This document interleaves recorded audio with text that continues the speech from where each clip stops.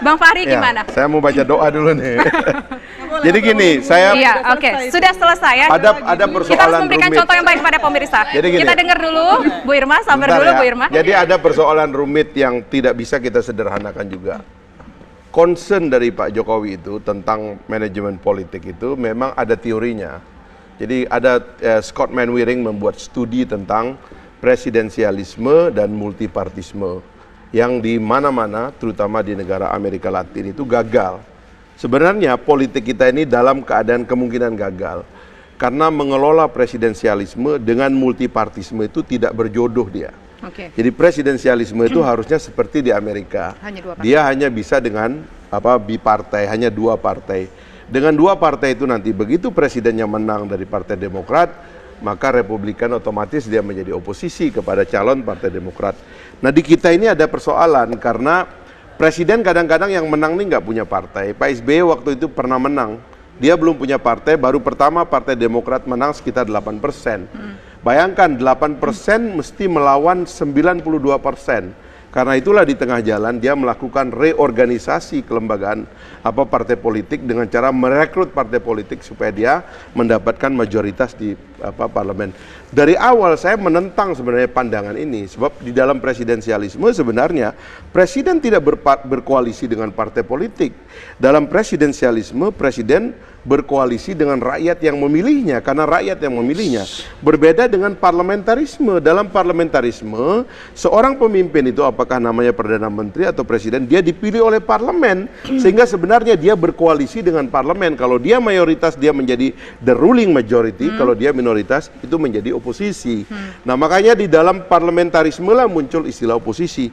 Tapi begini, saya ingin nangkap maksud baiknya dulu.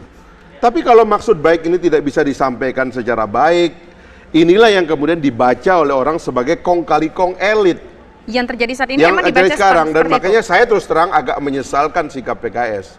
Harusnya PKS menjelaskan yang benar, bukan kemudian seolah-olah dia nggak menjadi bagian dari desain koalisi ini, desain rekonsiliasi ini. Padahal di dalam penetapan Undang-Undang MD3, falsafah dari diadakannya 9 wakil parpol di dalam wakil MPR itu adalah karena rekonsiliasi. Nah kita sekarang kemudian harusnya kalau sudah begini, oke, kalau sudah begitu, sekarang bagaimana kekhawatiran Bung Rocky? Yang dikhawatirkan Bung Rocky adalah tiba-tiba pimpinan parpol ini kongko-kongko duduk, dia mentorpedo seluruh kehendak rakyat. Karena kemudian dia melahirkan anggota DPR yang lemah, yang tadi itu Bu Irma aja mengkhawatirkan. Sekarang ke depan kita harus fokus kepada parlemen. Anggota parlemen kita harus kita perkuat, undang-undangnya harus menjamin bahwa anggota DPR itu pilihan rakyat, bukan pilihan parpol. Nah itulah yang akan menjamin orang tuh ngomong, tidak gampang diintervensi. Itu yang sebenarnya pengen kita lihat gitu loh. Saya terangin satu hal ya. Nanti kita tenang dulu. Kita ke Bung Rocky dulu, nanti kita ke Bu Irma. Seluruh teori tentang demokrasi kita uji di dalam historisitas kita. Tapi kita mesti ingat bahwa oposisi itu bukan sekedar pelembagaannya, tetapi jalan pikiran alternatif itu. Jadi dalam keadaan tidak ada oposisi, itu berarti tidak ada jalan pikiran alternatif. Kalau rejim mengalami crack, siapa yang akan menyuarakan suara rakyat? Itu berarti akan ada duel habis-habisan antara kekuasaan dan rakyat. Kalau ada oposisi, oposisi itu mengartikulasikan pikiran publik. Ada potensi bisa jadi ada parlemen jalanan begitu Bang? Ya, dengan sendirinya anak STM jadi anggota DPR kalau semuanya ada di blok kekuasaan.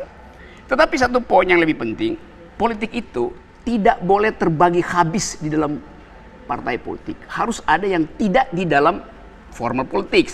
Karena itu ada pers, karena itu ada intelektual, karena itu ada WA group. Kan semua itu adalah suara oposisi sebetulnya tuh, karena tidak masuk dalam sistem. Jadi jangan kecilkan arti oposisi sekedar partai yang berbeda paham itu. Pikiran orang itu bisa berubah-ubah tiap hari. Karena itu mesti ada yang mengucapkan politik alternatif. Nah yang terjadi sekarang adalah koalisi antara dealer bukan antara leader. Leader itu dia pikir konsepnya tuh.